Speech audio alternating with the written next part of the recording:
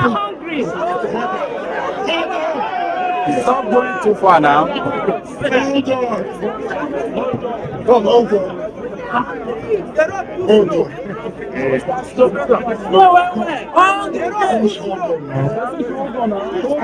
Calm down. You said you are not happy. Don't say that you are. Choose where you stand. Congregation no get time to wait. Yes, sir. Wike booed and heckled by angry Nigerians with shouts of hunger day, hunger day. This is the shock back to reality because these politicians always live in an alternate reality. He had to resort to begging them, I de beg una. Why didn't he start in his usual manner, bragging and feeling like a god?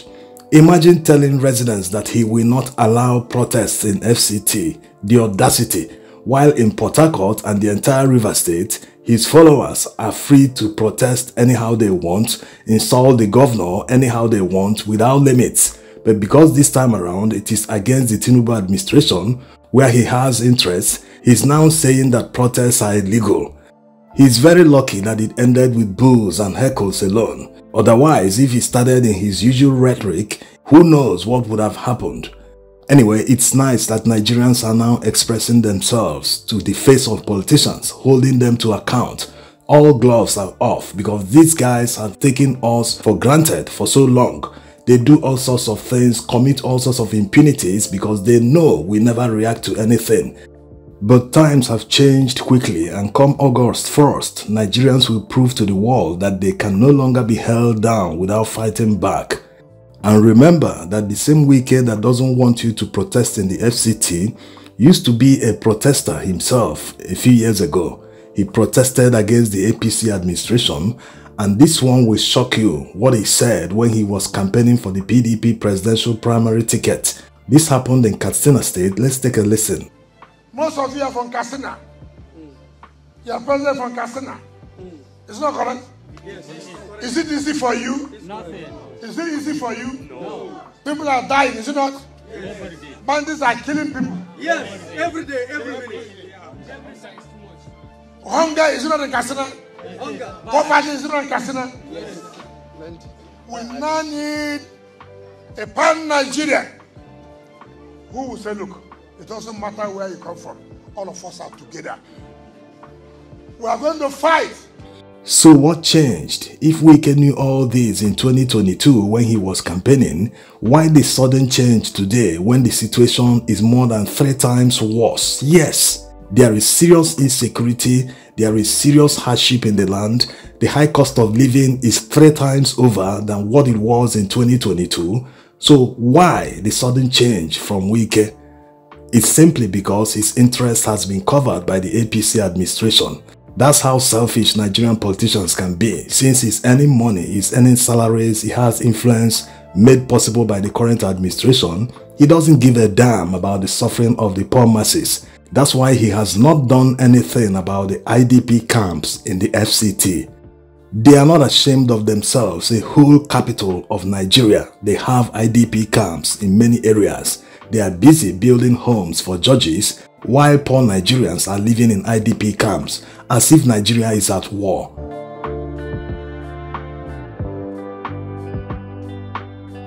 So this is why all Nigerians must see through the lies of politicians. Anyone that is telling you not to come out on August 1st to protest, he is the enemy of the country. He is your enemy. Don't listen to them because they don't want you to demand good governance. If there is good governance in Nigeria, all these politicians will be held to account. They won't have the audacity to be committing impunities. They will not be living flamboyant lifestyles to our faces while telling us to sacrifice that doesn't end. So you must troop out en masse wherever you live and express yourself so that the government will hear us for the first time, so that they can reverse all these failed policies. How can they increase the price of petrol when they know that petrol is the lifeblood of Nigeria's economy? How can they at the same time float the Naira, which has caused the Naira to lose so much value, more than 3 times the value that it had early last year? Also of note is that once good governance is entrenched in Nigeria, corruption will reduce drastically. Intimidation by the armed forces and police personnel will stop. They will simply mind their business and do their jobs. They will be earning good salaries. They will not be involved in serious crimes or bribe taking. And ultimately, Nigeria will always produce empathetic leaders who are competent, because there will be no corrupt INEC officials that will come to rig elections in another man's favor. This is where the problem starts, as it is evident today. When people rig and buy their way to power, they only care about their interest, not the national interest. And they enable a corrupt system, because in order to achieve all their selfish interests, they must break laws and get involved in illegal matters. That's why many, especially the army, the police, are backing and threatening Nigerians that they should not go out to protest.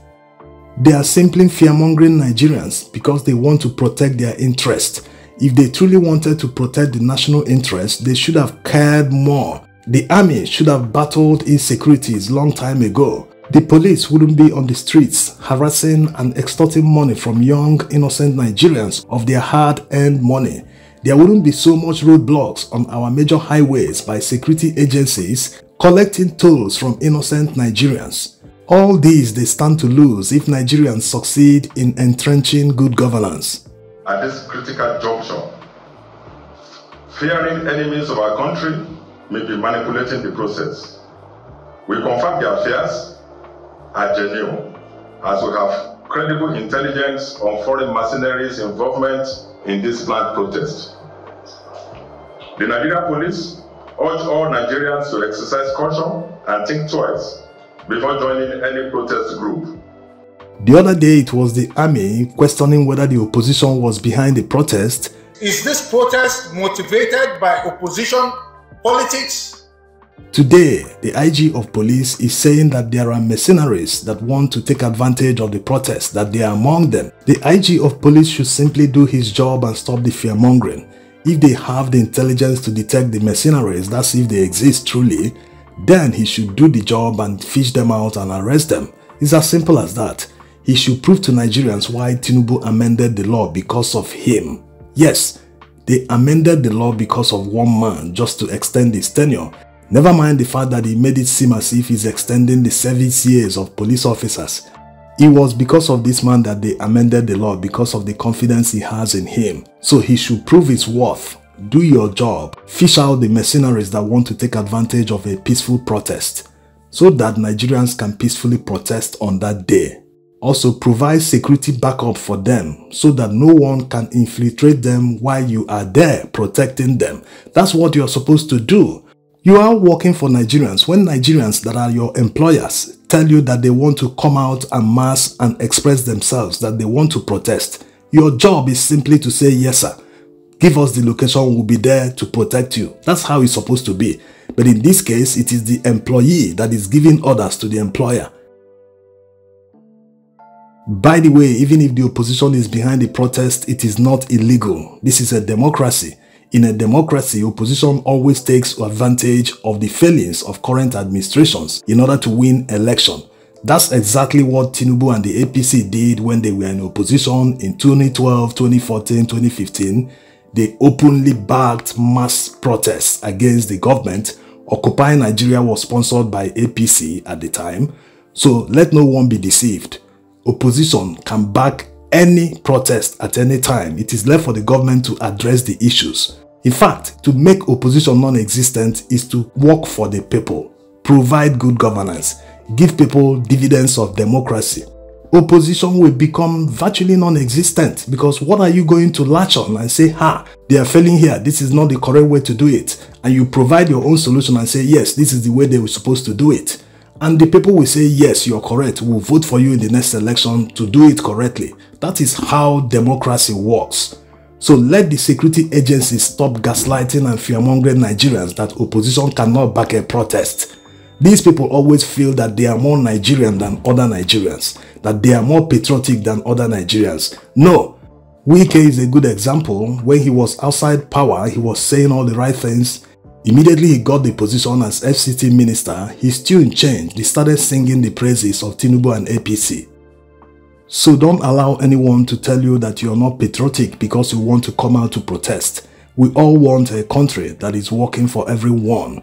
But for some reason, people that are enjoying the trappings of office don't want Nigerians to enjoy theirs too. Thanks for watching.